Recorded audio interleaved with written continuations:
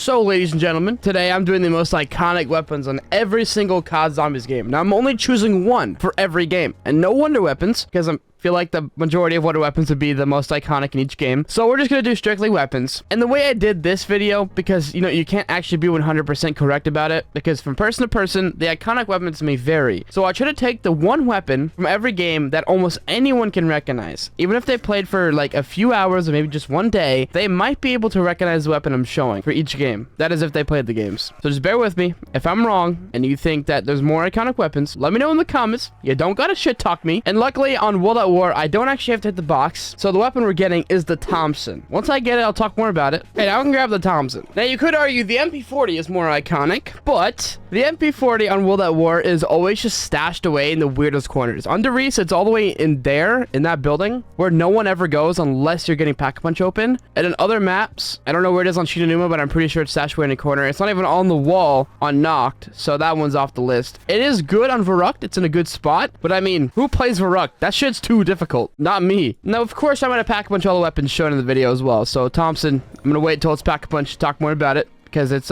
surprising when it's Pack-a-Punched. All right, we can now Pack-a-Punch the Thompson. And this thing, when upgraded, is heavily underrated. It gets around, I believe, like 80 more shots when it's upgraded. I don't exactly know the ammo count because you don't have an actual number for your magazine. So I think it has about 300 when it's upgraded, and it only has about 220 when it's unupgraded. So there's an 80 bullet difference right there, which sucks. A lot of weapons nowadays, when you upgrade them, get like 400 or 500 added to their base form when upgraded, which is crazy. But on World at War, a lot of guns just got shafted. They got the bad treatment. Now, as I said, the Thompson is severely underrated because nobody ever upgrades this thing. Round 11 is so one-shotting in the head. It is a very, very strong weapon. It is very, very good. But I feel like the main reason as to why people don't upgrade it is, one, it has barely any ammo, and two, there's no point to do it. Many people that go for high rounds on this game tend to just grab the Thompson for mobility, and whenever the insta-kill rounds happen in later rounds, that basically means when the zombie's health gets so high, the game has to reset their health back down to like 1. So this gun is very convenient to just like maul down the zombies on the rounds where the zombies' health is go back down to 1 or whatever. And that's it for the Thompson. So let's move on to our next game, which is Black Ops 1. So I'm definitely going to get some heat in the comments for the weapon I chose on Black Ops 1, but I did the MP40. I know there's going to be a lot of people that say the Commando, the Galil, the MPL, the MP5K, all those weapons. And you're right. You're absolutely right. I can't argue with you. But there's so many people that played Keynote or Toten, and they have probably used the MP40, so I'm going to go with the MP40. I'm just going to go with that. Now, I do have to get to it. It is kind of in a weird spot on this map, not the greatest spot ever, so you're going to have to give me like 2 minutes.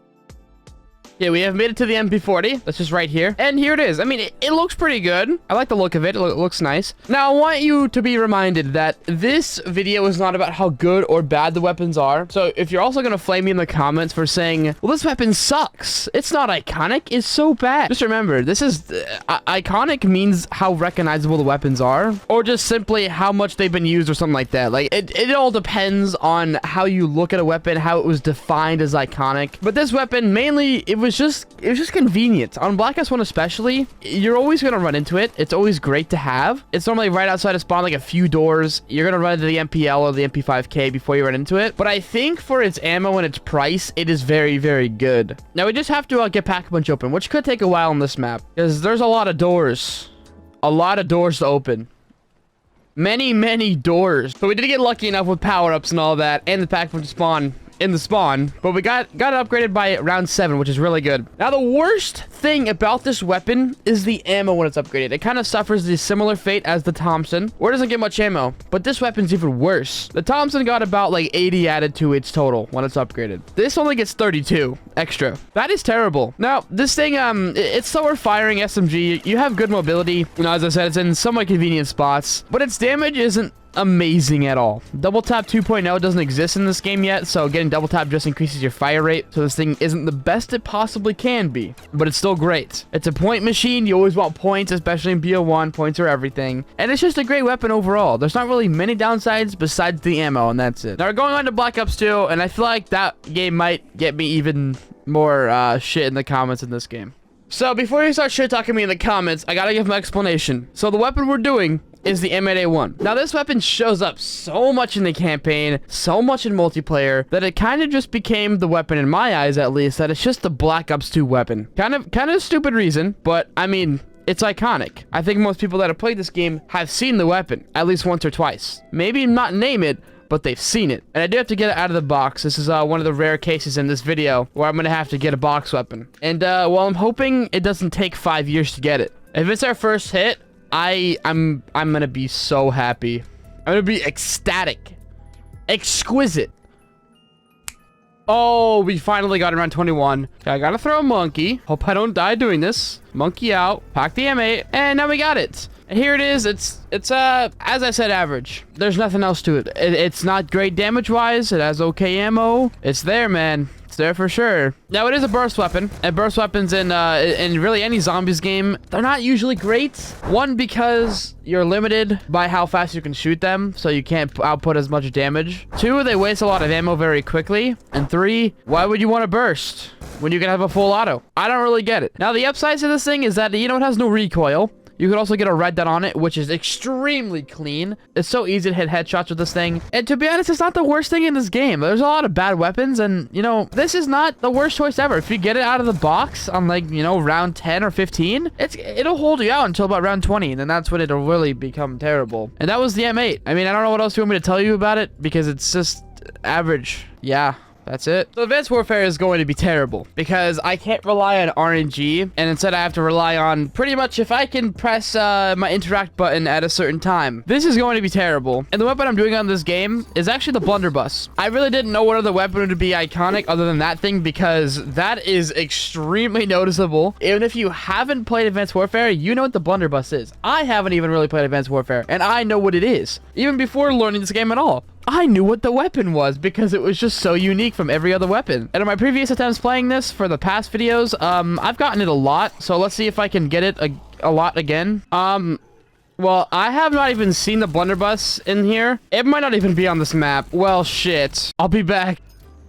Oh, we got it. We got it. I can't die. I can't die now. Oh, my God. It only took 3 games of Advanced Warfare. Oh, okay. We're good. I think I might only pack punch it 5 or 10 times because I learned that pack punching weapon all the way really doesn't do anything. And especially with the blunderbuss, I really don't think anything's going to happen besides damage. Okay, before I end up dying, I'm going to pack it once. That looks pretty damn good. Nice camo. I mean, all that's going to change is a camo. I don't really expect an attachment, but I believe the next upgrade is usually when guns get attachments or the next one after that. So, oh God. Okay, we can pack a punch it 2 more times. So let's see if it gets an attachment. Not looking like it will. Yeah, no, just different camo. That's kind of boring. But, I mean, the blunderbuss is not very good. I don't really see how this thing could ever be good in any way, because you can only shoot 1 shot, then you have to reload. And the reload, well, I mean, you can just watch this. It takes a while to reload this thing just for 1 shot. Now, it can kill a lot of zombies at once, so that's good. It has pretty good range as well. And that's kind of it for the blunderbuss. There's no really upsides to it at all besides the damage and I guess the range, but it is still a shotgun after all. But it's unique. It is one of the most unique weapons out there. And now next up is BO3, and I'm sure every one of you watching this is going to recognize the weapon in that game. So, the weapon on Black Ops 3. If you want to take a guess, you're more than welcome to. I'll give you a few seconds. And the weapon is the KN-44. Now, as I said, everyone might recognize this weapon simply because it is everywhere in this game, but especially in zombies. It shows up on every single map. It has the most walleye locations. It's literally everywhere in the game files, from what I know. It appears in many different Easter eggs, many different secrets throughout the maps. It even watches you when you sleep. And here's the KN-44. It looks very good. It is kind of like the Black Ops 3 weapon, just like BO2, how the M8 was, but I mean, it appears everywhere, so of course it's going to be the Black Ops 3 weapon. But I don't know what it is about this thing. It's just in every spec, every pixel of this game. I don't understand why. It's crazy. Okay, we now have the means to get the pack punch. Gotta go put these code cylinders in Day Machine. Day Machine now has cylinders. Now we gotta call my boy the Dragon. There he is. There's my boy. I wonder where the dragon actually is when you call it. We can now pack a punch the KN-44. And since every weapon in this game is good, kind of, there's not anything super unique about the weapon. It can have attachments like every other weapon can. Its ammo, I would say, is kind of lacking compared to most weapons. It only has 400, whereas other weapons in this game have 500, 600, 700, sometimes even 800 bullets. And this is just kind of there. it's pretty good. I'd say that it can probably bring you to around 30, then it's gonna kind of stop. After that, it's not good enough. This is a wall weapon, so of course you can keep buying ammo, and it has the most amount of wall locations on any map, as I said before. And there's not really a downside to it. Yeah, that's the KN-44. Infinite Warfare is next up. So going into Infinite Warfare, I really wasn't too sure as to what the most iconic weapon was in this game, or one of the most iconic weapons, because I don't have a whole lot of playtime, and I just don't know. I simply just don't know the answer. But the thing that popped out to me the most was the M1 Garand here. I think so many people that have played this game have used the M1 Garand because, you know, it basically has aimbot when you have it pack-a-punched. It's really, really good on this game. And I'm just going to do this. And if you have a weapon that's more iconic than this, let me know in the comments, because I don't know. Infinite Warfare is just the one game I don't have a whole lot of knowledge about. I think there's 3 parts to pack-a-punch, if I'm not mistaken. You have to build a boat. I think the first one's right here. I'm not even going to take a chance on what that is. I have no idea what that is for the boat. Not a clue. The other part right here? Yeah, I think this is the propeller. I mean, obviously, it literally looks like one. Also, buy our boy Jug while we're here. May as well. Now, if I'm not mistaken, the last part is down here. Yeah, right here. No idea what that is either. But well, we got all the parts. So that's good. Okay, now I believe there is a reel. Yep, and you grab that. Oh, now we can ride to the island. Okay, so we did get all 3 parts. I do want to get 5,000 though, so I can actually pack-a-punch them 1 grand. Because, well, the island is kind of not a great place to be. There's a lot of zombie spawns, and I don't fancy dying this early. Okay, I think there's 1 more zombie left. No, but now there is. Now let's go ride to the island. Just me and my boat. Moving along in the water. Now there is 1 more reel we need to pick up.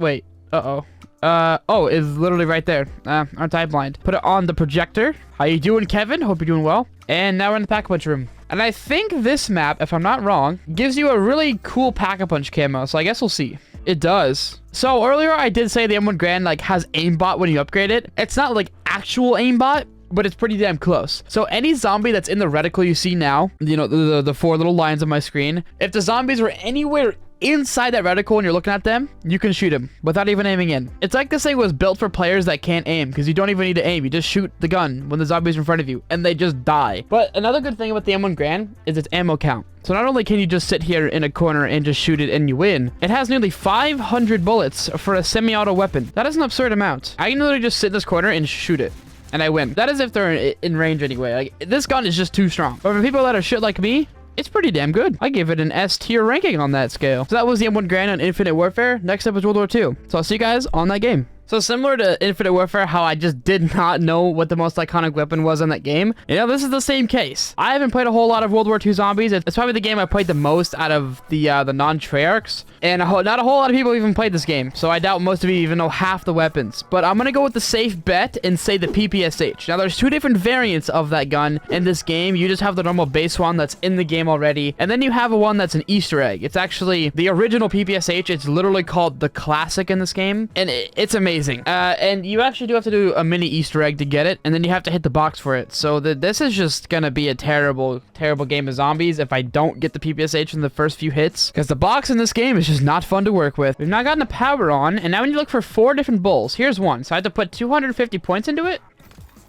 Oh, there we go. Yeah, now money's flying out of that. I have to do that 4 different times. So the next bull is out here. Oh, here it is. There we go. Now there should be one in here, unless I'm wrong. Oh, is this it?